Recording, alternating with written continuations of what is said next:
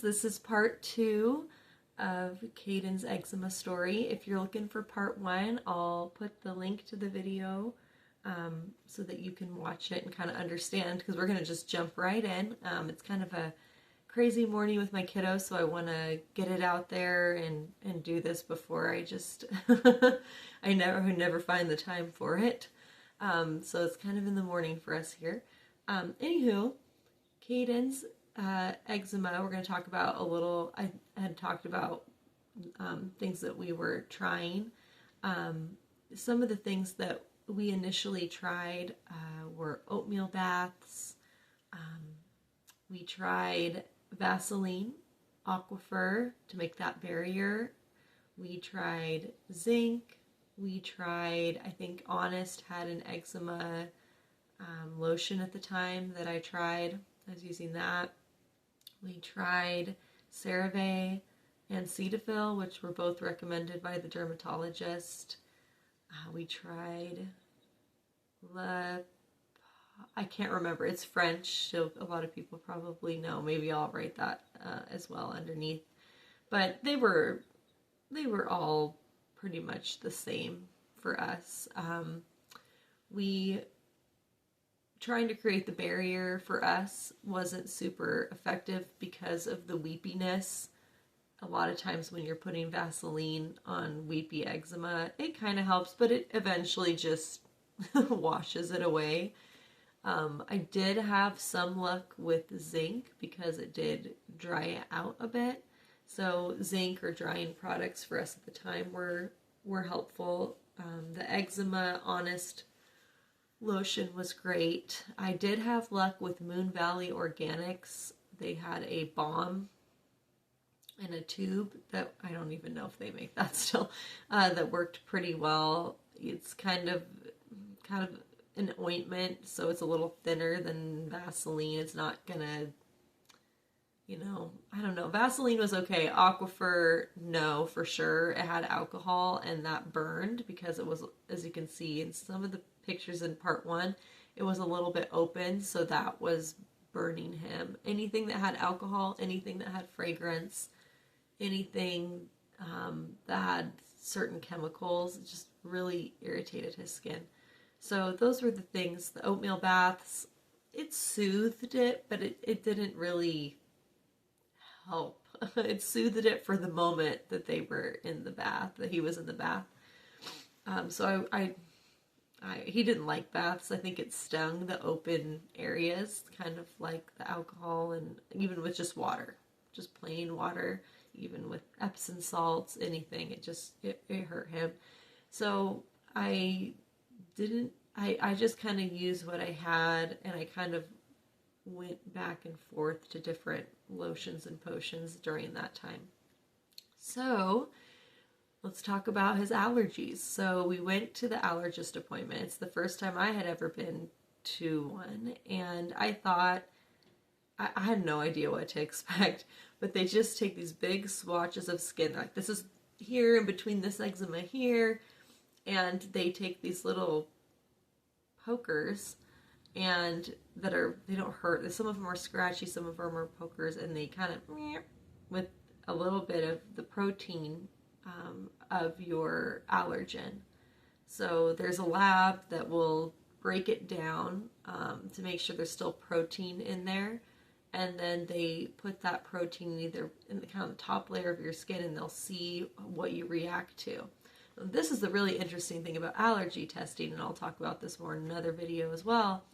Allergy testing, if you don't react, and they did the test accurately, they got it in there deep enough, then you probably are not allergic, like 100%. That's a result.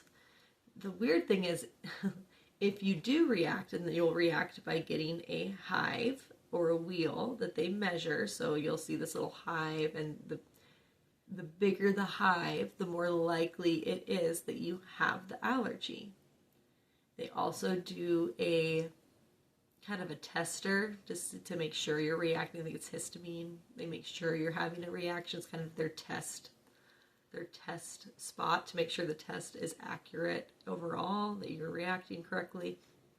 But they do, if you have a positive and it's not too big, it's possible that you're not actually food-wise allergic to that. So it's kind of a guide. It's not always an accurate, 100% you're going to have a anaphylactic or an IgE reaction when you eat this food that's going to cause issues. So Caiden has a slew. I mean, they're looking at his skin. We're going to test him for everything. He has panel after panel. They do it in kind of, these are all the nuts. These are all the environmentals, which is like your dog, your animals, your pollen, your mold, your dust mites. You're going to have feathers. You're going to have this one over here, and that's going to be a lot of fruits in the same family. So like apples, cherries, all your like stone fruits. So they just did a ton. They did all the things. You have your nuts, you have your dairy and egg and cheese, which isn't part of the dairy. So anyways, we get him tested, and I am like, this is it. We're going to find out all the things, and we're just going to cut him out, and he's going to be so good. And they come back, and the only allergy for sure that he has is dog. And that's it. Nothing else. No food. Even though I noticed some of, the redness I talked about in the first video of like eating a lot of strawberries. And I learned later maybe that's the acidity. But still, I'm like, come on. Give me more. And I thought, okay, because I thought I had been waiting for this appointment. Y'all, I have been waiting and waiting and waiting, and I was so excited. I thought it was going to be the thing that helped us. And I'm expecting them to be so knowledgeable about autoimmune and so knowledgeable about this eczema and what I can do. And they say, well, have you tried this steroid? I almost started crying. I think I probably did cry. I probably got angry and cried. I don't even know. I probably was just like, well, I don't know what to do now. Great. Giving me the same answer everyone else has given me. And I didn't know it at the time until my second boy, so it's kind of a sneak peek into my second, that dander allergy and eczema is a real thing. Like, I didn't take it super seriously. I'm like, he's not wheezing. My sister had, by the way, asthma to dogs. She could not even be in a room where a dog had lived like the year before if it was in the carpet. Like, that's how allergic she was to dogs. And I said, well, he's not wheezing. He's not watery-eyed. He's not sneezing all the time. It's just the skin. But yeah, I should have taken the dog thing more seriously. I didn't. I thought, well, I'll just vacuum more. I had a dog. I had a Sheltie. I love that. I love that dog. I took him in from a not great place. He had fleas all over him. I got all the fleas off. He was just the sweetest. Not flea. Was it fleas? Yes, it was fleas. He was covered in fleas. His siblings, he had never been on solid ground. Puppy millish vibes. But I saved him from that, and he was my first baby. I was like, there's no way. He's like my emotional support dog at this point. There's no way I can just send him off to a new family. He was still a decent, he was maybe about a year and a half old. He was still kind of a puppy. So I thought, no way, not gonna happen. Which, looking back, was probably why my son's eczema continued, why it didn't get better for a long time. Because dander's a really tricky beast, and I will also make a video that goes just into pet allergies and what you can do in your home, what you need to do, and how that works, because it's a thing. So anywho, yes, just a dog allergy. Did I do anything to change it other than vacuuming more and opening some windows? I didn't even get an air filter because I didn't think that was the problem. There's going to be a little edit blip because my son just came in asking for a banana. So, anywho, I felt really, I should have changed looking back, I'm like, why, but I was so emotional. I was grieving, having a kid that didn't go suffer. So I just was like, no, I can't. Irony. So his eczema keeps getting worse. We did not remove the allergen that was probably contributing. And I don't know where to turn because he is having these issues. It's going to go beyond just doctors at this point. Being a little bit crunchy, being that I wanted to try for, birth center birth, I thought, okay, well, let me try a naturopath. And that's when I learned about naturopath things. And at that point, I had a surgery personally for a hernia from an intense delivery. And I think I had two because I had one from when I was young in my umbilical. And I had epigastric. And I went to get a surgery and I worked on that. It was easy surgery, just a quick laparoscopic surgery, but I think what happened was the anesthetics. I have a liver condition I'll talk about in another video as well, and it causes issues with that anesthesia, and I developed POTS, and I didn't know at the time that I had POTS, but I fainted after a bath. And every time my vagus nerve was triggered, my blood pressure would drop. And a lot of things can trigger your vagus nerve. It can be going to the bathroom. It could be heat. Heat and blood pressure is not a thing. Or temperature changes, digestion, certain sensory things, certain lights, certain sounds, massage, different things would trigger it. I had to find out what my triggers were. So going through that, I found a naturopath because, again, doctors for me weren't really sure what was going on. This was before POTS was sadly really abundant. And I thought, okay, well, I can help both my son and I. We're sleep deprived. I'm depressed. He is sick. Doctors aren't really helping us. So we get into the naturopath waiting list. Or I think I started and then I was going to get him in.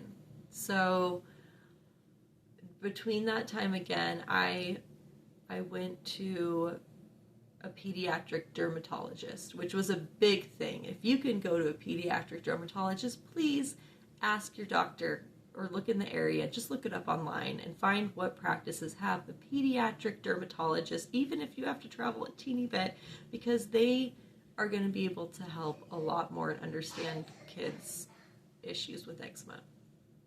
So finally got the pediatric dermatologist, got into her. She was great. And they looked at him and they're like, this is infected. We don't really know. This could be, she even thought maybe it was psoriasis, but she wanted to try some things before doing a skin biopsy. So right before we went to the naturopath, we're kind of doing this too. And I thought, okay, here we go. Every time I went to a new practitioner, this is it. This is going to help us. He's going to be on the road to recovery. So she prescribed him penicillin and a oral steroid, which I had never tried. And so I'm already on the fence with steroids on the skin. But I was so at my wit's end. I thought, you know what? I'm just going to do it. I'm going to do it. And I'm so sorry. And, I'm hoping the outcome will be better than the little bit of side effects that might occur from this.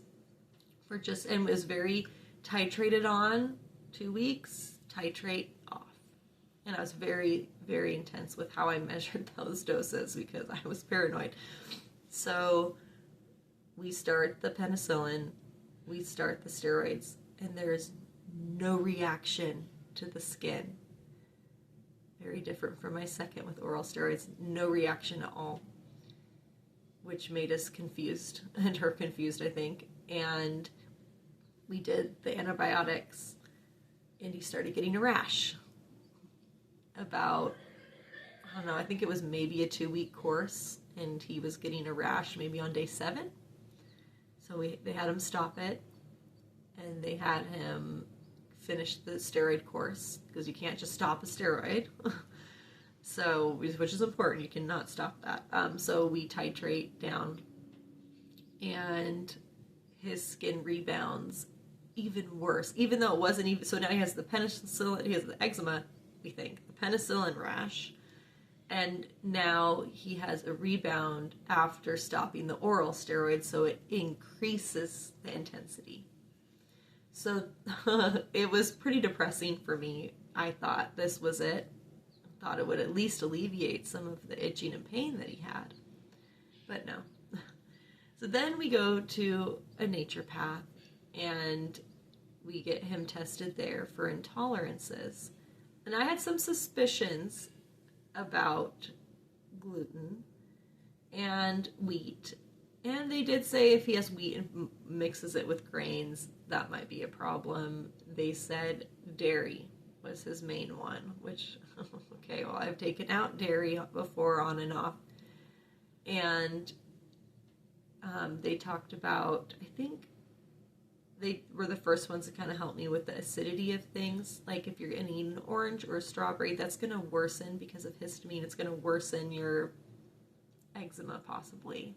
They also tested him for the liver condition that I also have, which is a genetic expression, but it's MTHFR. You know, it sounds like I'm like, MTHFR! But no, it's just MTHFR. It's a methylation process in your liver, and it helps translate folic acid into folate,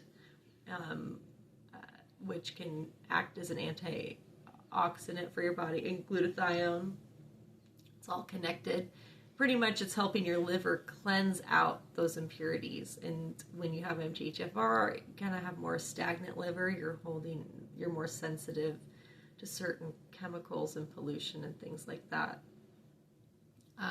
And that was hard to hear, but luckily, because I was a crunchy mom, I was already eating pretty pure food. I mean, I could have improved. I was using natural detergents. I wasn't doing any fragrance in the home. I wasn't doing any dryer sheets. I wasn't cleaning with chemicals. So luckily, I already kind of had that home environment. That's why I was so shocked, because it's like, did you try changing your detergent? I'm like, I've been using the most pure detergent possible than just water that I can use. We put a water softener in. Oh, that's another thing. We had so many little things that we did that were not helping environmentally. So they talked kind of a little bit about that with us too. So another kind of brain scratcher.